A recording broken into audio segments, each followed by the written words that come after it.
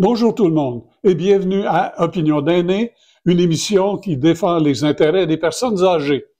Aujourd'hui, je vais parler d'une certaine rancœur qui anime les plus jeunes envers notre génération, tandis que Dominique Delbach, lui, va nous expliquer pourquoi et comment les médecins bénéficient d'un statut spécial au Québec. Bonjour Dominique, vous m'intriguez un peu avec ce statut spécial. Expliquez-nous ça. Eh ben oui, bonjour Alain, bonjour à toutes et à tous. Écoute, c'est vrai que aujourd'hui, là, c'est la bataille déclarée entre les médecins et le ministre de la Santé, Monsieur Dubé, qui a l'air à se débattre vraiment beaucoup dans cette négociation et qui a fait passer une loi spéciale. Et au dire des médecins, c'est une loi inique, c'est un nazisme transformé pour les médecins. C'est quelque chose de vraiment épouvantable. Alors, contre qui et contre quoi se bat le ministre de la Santé? Quels sont ses véritables objectifs? Eh bien, je pense que ses objectifs sont clairs. Il l'a toujours dit, il veut que tout le monde ait accès à la médecine de première ligne, et je pense que c'est vraiment le premier ministre de la Santé qui se bat vraiment pour les patients. Alors, les objectifs des médecins, eux, ils sont clairs. Conserver leur salaire, très gros salaire, travailler moins et avoir le moins de contrôle possible. Bien sûr, c'est quelque chose d'idéal, c'est quelque chose que tout le monde voudrait avoir dans son propre boulot, mais il y a quand même des normes qui sont là et qu'il faut respecter. Alors, depuis longtemps, les médecins, les organisations de médecins mènent les politiciens par le bout du nez, surtout quand ces ministres étaient eux-mêmes médecins. Et en même temps, il se rit des patients. Voilà, le patient étant pas en première ligne, mais en dernière ligne. Alors, les médecins ont eu toujours une position très privilégiée dans la société. Ils ont des privilèges exclusifs qui sont interdits aux autres membres de la société.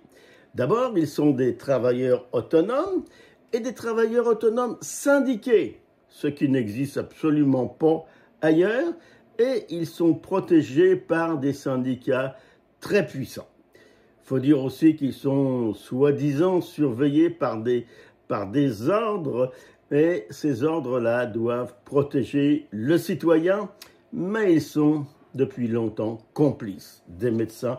Il faut vraiment appeler les choses par leur nom.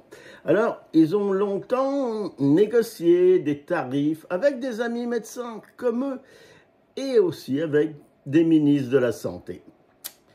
Lucien Bouchard, alors, a commencé à mettre à la porte beaucoup de personnel au nom de l'égalité. Oui, Lucien Bouchard va vous remonter un peu à loin, Dominique, mais je me souviens qu'il y avait eu des difficultés avec les infirmières qu'on avait congédiées. Là.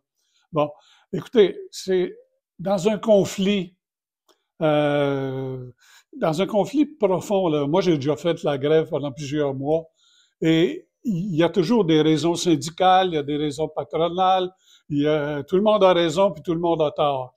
Mais ce qui me frappe, moi, c'est, dans ce conflit-là, c'est l'amertume des médecins. Ils sont tannés, ils sont écœurés, il y a quelque chose en arrière qui n'est pas que salarial.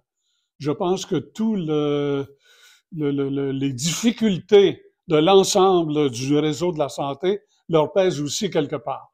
Mais je veux pas les excuser, bien sûr. Non, c'est vrai qu'ils n'ont pas les meilleures conditions de travail. Le gouvernement et le système de santé ne mettent pas à leur disposition tout ce qu'il faut pour qu'ils aient un lieu de travail idéal où ils puissent faire toutes les opérations. Et ça, c'est vrai, et ça, c'est un reproche qu'on doit faire, et depuis longtemps, au ministère de la Santé. Mais où ils sont particulièrement très enragés, c'est à cause du fait qu'on veut un petit peu contrôler ce qu'ils font et qu'on veut lier leur salaire à un espèce de rendement auquel ils n'étaient pas liés du tout pour l'instant, et aussi à la façon dont ils sont rémunérés. Pour l'instant, ils sont rémunérés à l'acte, ce qui est pratiquement invérifiable. Alors, le paiement à l'acte, c'est une méthode... Oh ben, tout le monde s'entend là-dessus qu'il faut changer ça, d'accord. Mais on fait quoi là avec les médecins? Comment est-ce qu'on les paye? Alors, c'est ce qu'essaye de faire. Le gouvernement ne veut pas vraiment changer le système à l'acte, mais il veut pouvoir vérifier et pouvoir relier le paiement des médecins à une certaine rentabilité et surtout avec un meilleur accès à la médecine pardon. Les médecins sont vraiment, quand je disais qu'ils étaient privilégiés, ils sont privilégiés, Alain, parce que aujourd'hui, le développement des techniques a fait que les opérations ou les actes médicaux sont beaucoup plus rapides et que le prix où sont payés ces actes médicaux reste le même comparé évidemment au dollar du temps, mais quand c'était long et difficile. Par exemple, une opération de la cataracte, dans le temps, il y a 20-30 ans, prenait 2-3 heures et le patient restait un petit peu à l'hôpital. Maintenant, avec les lasers, les ophtalmos en font 10 par jour, 20 par jour, et ils sont payés le même prix que quand ils en faisaient une de 3 heures. Alors là aussi, leur salaire a beaucoup augmenté à cause de ça. La même chose dans beaucoup de domaines. Les radiologues, par exemple, qui avant devaient être à l'hôpital et manier des grandes radios, pas numériques, mais argentiques, et être dans une salle spéciale pour les visionner, eh bien maintenant, ils visionnent chez eux des radios électroniques, chez eux ou ailleurs que chez eux d'ailleurs, et ils en visionnent 20 ou 30 à l'heure, et ils sont payés le même prix que quand ils étaient dans les hôpitaux. Alors, c'est toute la question de l'évaluation. Ces gens-là, les médecins, n'ont jamais été évalués, sauf par les pairs. OK? Alors, si vous faites une erreur médicale, c'est le collège des médecins qui vous tape sur les doigts et vous sanctionne. Mais il n'y a pas de patron qui vous dit faisant plus, faisant moins, fais-le autrement. Non, ils sont auto-régulés là-dessus. Et ça, c'est un monopole qu'ils veulent pas perdre. Évidemment, ils vont se battre comme des chiens, je veux dire, pour ne pas perdre ça. Et je pense que le ministre Dubé, qui est quand même une personne extrêmement intelligente, qui connaît la négociation, qui connaît un petit peu la vie, eh bien, il est le seul qui, depuis 40 ans, remettre en question cette espèce de régulation qui se faisait à l'intérieur et qui voudrait avoir un meilleur rendement des médecins et un meilleur contrôle des actes. Bon, alors ça va finir comment ce conflit? Et ça va finir comment? Je veux dire, pour l'instant, il y a encore des millions de patients qui n'ont pas accès à un médecin. Tout le monde s'entend qu'une fois qu'on est dans le système, ça va pas mal. Ouais. Mais moi, j'ai vu des horreurs à l'urgence de Sherbrooke. Une femme qui venait d'une place à 1h30 de là, qui avait 80 ans, qui a attendu 15 heures pour voir le seul urgentiste de la ville. Et en plus, il était incompétent parce que je l'ai vu. Et alors, où étaient les 1000 autres médecins de Sherbrooke à cette heure-là, pendant qu'il y avait juste un seul urgentiste pour s'occuper d'une personne, entre autres, parmi les centaines qu'il y avait, ouais, de 87 ans qui attendait depuis longtemps. Alors, on attend déjà longtemps, on a une pénurie de médecins, et là, il y en a qui quittent le Québec. Mais là, une pénurie de médecins, je suis pas sûr de ça. Je pense que si les médecins donnaient plus de leur temps et peut-être même avaient une meilleure organisation du travail à cause du ministère de la Santé, on n'est pas vraiment en déficit de médecins au Québec. C'est sûr qu'il en manque beaucoup en région, mais c'est une organisation du travail, une organisation et une collaboration entre le ministère de la Santé, les ouvertures des salles d'opération, les autres syndicats comme celui des infirmières ou des urgentistes.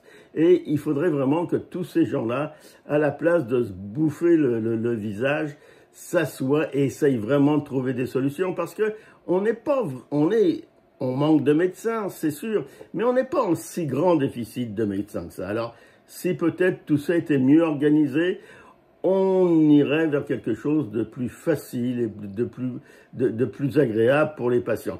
Comment ça va se finir? Je pense que ça va se finir d'une façon difficile. La loi est là, il va y avoir beaucoup de contestations, les médecins ont beaucoup d'argent pour contester, ils ont un négociateur qui est un ancien Premier ministre du Québec, ce qui est quand même assez drôle, un Premier ministre du Québec qui va se battre pour que les médecins gagnent contre les patients. Ah oui, mais écoutez, Lucien Bouchard, c'est un avocat, et toute cause qui est juste est bonne à défendre, il n'y a pas de problème, il fait son métier. On est d'accord là-dessus, mais c'est quand même assez bizarre, il faut en convenir. Donc, la façon dont ça va se finir, je pense que ça va dépendre un petit peu du ministre de la Santé, mais ça va surtout dépendre de la bonne volonté des médecins. Si les médecins s'assoient entre eux et se disent c'est vrai, il faut régler des problèmes. Et puis quand même, 400 000 $ en moyenne par année pour un médecin, c'est pas mal payé. Oui, on ne sait pas trop comment ça va s'étirer, pendant combien de temps, mais en attendant, on est mieux de prendre soin nous-mêmes de notre santé et éviter d'être malade. Alors, je veux maintenant vous parler d'une tendance qui s'est développée aux États-Unis et qui devrait s'accélérer chez nous aussi, là, dans un futur prochain. Donc, il s'agit d'un ressentiment assez vif chez les jeunes, l'actuelle génération Z, là, ceux qui sont nés de 1997, entre 97 et 2012. Ils nous reprochent en gros, nous les baby boomers, d'avoir endetté les gouvernements qui n'ont plus d'argent ni de marge de manœuvre et qu'on a épuisé les ressources naturelles de notre planète, dont le climat se dérègle, ce qui n'est pas fini. On nous blâme d'avoir allègrement profité du foudroyant développement économique de la période d'après-guerre, d'avoir fait des choix politiques qui favorisaient nos intérêts plutôt qu'investir dans le futur. C'est une accusation qui est lourde. Ce qui fait que nos petits-enfants aujourd'hui se retrouvent, entre autres, là, avec une crise du logement dont ils font les frais. Quel jeune couple aujourd'hui pense à s'acheter une maison? Ils sont moins nombreux qu'avant, n'est-ce pas, qui vont pouvoir payer une grosse hypothèque pendant beaucoup d'années, pendant beaucoup plus d'années que nous. Autrement dit, notre génération, celle, n'est-ce pas, des hippies, a vidé la tablette du garde-manger. On nous demande maintenant de faire des excuses. Est-ce que ça vous impressionne, Dominique? Ça m'impressionne beaucoup parce que ça me fait rire, alors. D'abord, quand vous parlez de hippie, je vous vois en hippie à la fin des années 60, ça devait être très drôle. Mais aussi, nos enfants, pourrait-on dire, ne se rendent pas compte du travail qui a été fait pour les aînés. Et il faudrait peut-être qu'on fasse une petite mise à jour là-dessus, parce que si aujourd'hui ils ont des institutions qui fonctionnent bien, des hôpitaux qui font à peu près bien, mais des écoles, des universités, des routes, des ponts, eh bien, ils le doivent à la génération des boomers. Ah ben oui.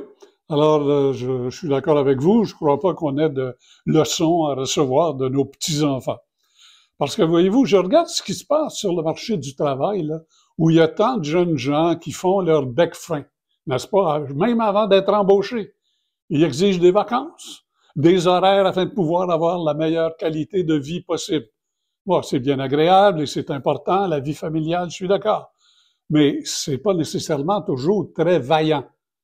C'est nous, notre génération, on a appris que pour avoir du succès, il faut piocher. Et qu'une bonne paye ainsi que de bonnes conditions de travail, ça se mérite.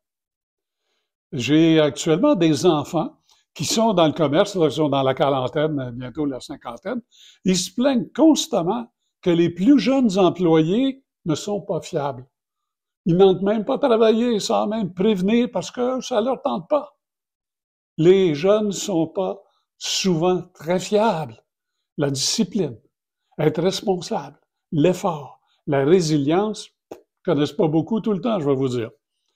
Je n'ai pas absolument l'intention de présenter des excuses, surtout pas pour le succès et la belle vie que plusieurs d'entre nous avons eue et que nous continuons à avoir.